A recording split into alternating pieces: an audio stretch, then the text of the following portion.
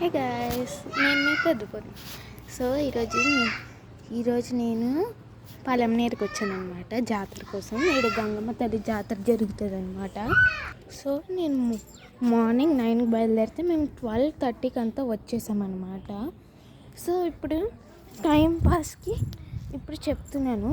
Night Gangamma తల్లి జాతర only first head కనిపిస్తుంది. తర్వాత రేపు పాలు పొంగల్ చేసేసి అప్పుడు రేపు అమ్మవారు ఫుల్ బాడీ కనిపిస్తుంది, మనం దర్శనం చేసుకోవచ్చు అనమాట.